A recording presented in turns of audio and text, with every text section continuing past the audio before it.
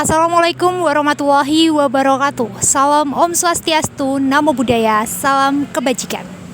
Salam budaya dan salam literasi. Perkenalkan, nama saya Lutfiana Fatmasari, mahasiswa Pendidikan Bahasa dan Sastra Indonesia, Universitas Negeri Yogyakarta. Di sini saya akan menyampaikan mengenai konsep kepemimpinan.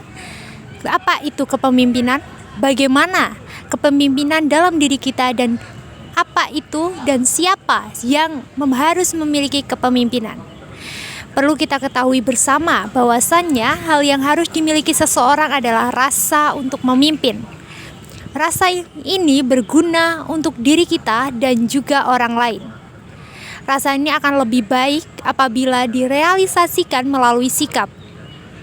Dan sikap berkaitan dengan perilaku manusia yang akan menimbulkan implikasi pada lingkungan sekitarnya. Semua orang memiliki rasa untuk memimpin, karena semua orang adalah seorang pemimpin bagi dirinya sendiri. Karena yang bisa membimbing, membina, mengarahkan, dan juga bertanggung jawab atas dirinya adalah dirinya sendiri. Menurut Kamus Besar Bahasa Indonesia, kepemimpinan berasal dari kata dasar pemimpin yang artinya perihal pemimpin atau cara memimpin. Maka dari itu, sebagai warga negara Indonesia, kita perlu tahu bagaimana sikap tokoh-tokoh nasionalis dalam memimpin negara ini. Hal ini akan kita bahas melalui perspektif kepemimpinan di Indonesia. Negara Indonesia merupakan negara yang memiliki letak strategis dan posisinya diinginkan oleh negara lain. Negara Indonesia memiliki keanekaragam hayati, suku, bahasa, dan juga budaya. Maka dari itu, negara Indonesia disebut dengan Wonderland sebagai negara yang memiliki tanah keajaiban. Negara Indonesia dipimpin oleh seorang pemimpin yang disebut dengan presiden. Maka bagaimana sikap presiden dalam memimpin Indonesia? Berikut ini saya akan menampilkan satu video dari salah satu presiden di Indonesia. Mari kita simak bersama-sama.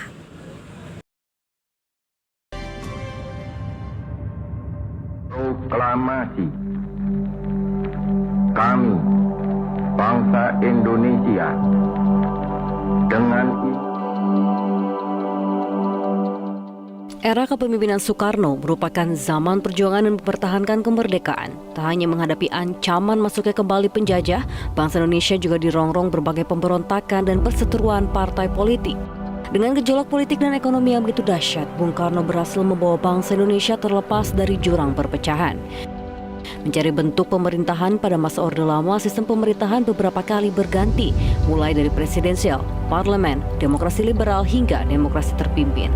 Bidang ekonomi juga menjadi perhatian Presiden Soekarno, meski tantangan itu belum banyak menghasilkan perubahan ekonomi yang menyejahterakan. Sektor inilah salah satu pembeda antara pemerintahan Orde Lama dan Orde Baru. Baik, itu tadi merupakan cuplikan dari Presiden pertama Indonesia, yaitu Insinyur Soekarno atau Ir Soekarno. Soekarno merupakan presiden pertama bagi negara Indonesia yang memiliki visi misi untuk membebaskan Indonesia dari penjajahan dan juga mewujudkan Indonesia sebagai negara yang diakui. Mengapa Soekarno patut menjadi seorang pemimpin? Yang pertama, Soekarno merupakan bapak proklamator. Beliaulah yang membacakan naskah proklamasi dan juga berkontribusi penuh dalam pembuatan teks proklamasi. Yang kedua, Ir Soekarno merupakan ketua dari Partai Nasional Indonesia, yaitu partai yang memiliki tujuan untuk memerdekakan Indonesia. Yang ketiga, Soekarno merupakan sosok yang pemberani dalam mewujudkan tujuannya dan visi misinya untuk memerdekakan Indonesia dan membebaskan negara Indonesia dari penjajahan. Bagaimana seorang Soekarno memiliki visi misi untuk memerdekakan Indonesia? Seperti itu. Yang pertama, Soekarno memiliki rasa nasionalisme dalam dirinya ia memiliki rasa nasionalisme, di mana rasa senasib dan sepenanggungan dengan masyarakat Indonesia membuatnya ingin mewujudkan Indonesia menjadi negara yang diakui dan memerdekakan Indonesia agar terbebas dari penjajahan. Yang kedua, rela berkorban. Soekarno rela berkorban untuk mewujudkan Indonesia bebas dari penjajahan dan memerdekakan Indonesia. Beliau dan ia berani ditangkap oleh Belanda dan Jepang dalam usahanya untuk mewujudkan Indonesia merdeka. Yang ketiga, dipercaya oleh semua golongan. Soekarno dipercaya oleh semua golongan karena di dalam golongan tua dan juga golongan muda mempercayai Soekarno. Seperti halnya pada waktu itu golongan muda mempercayai Soekarno untuk membacakan naskah proklamasi sebagai bentuk pernyataan kemerdekaan Indonesia. Yang terakhir yaitu Ir Soekarno tidak gegabah dalam mengambil keputusan.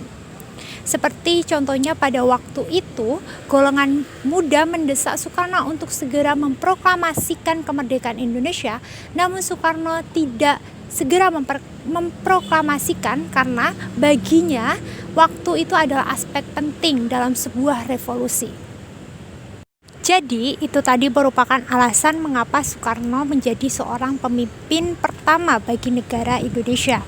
Karena yang pertama, Soekarno memiliki tekad yang kuat. Tekad yang kuat untuk menunjukkan bagaimana pentingnya tujuannya untuk membebaskan Indonesia dari penjajahan dan juga memerdekakan Indonesia. Yang kedua, Soekarno adalah pemersatu semua golongan, dari golongan muda dan juga golongan tua.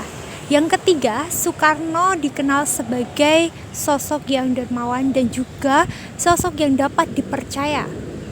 Hal inilah yang harus dimiliki oleh seorang pemimpin. Gaya menjadi seorang pemimpin itu ada sendiri. Seorang pemimpin adalah seseorang yang dapat bertanggung jawab.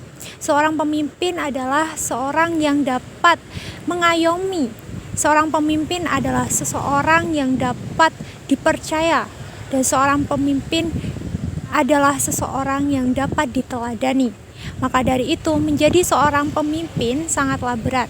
Tapi dengan adanya kita dapat memimpin diri kita sendiri, maka kita akan menjadi seorang pemimpin bagi diri kita sendiri dengan gaya kepemimpinan kita sendiri. Marilah kita semua menjadi seorang pemimpin. Sebelum kita memimpin orang lain, lebih baiknya kita belajar untuk memimpin kita sendiri. Itu tadi merupakan bentuk contoh dari gaya dan sikap seorang pemimpin dalam memimpin suatu negara, maupun memimpin bagaimana mereka bisa untuk mewujudkan suatu visi misi yang sama dan tujuan yang sama. Itu saja yang dapat saya sampaikan. Saya ucapkan terima kasih. Wassalamualaikum warahmatullahi wabarakatuh.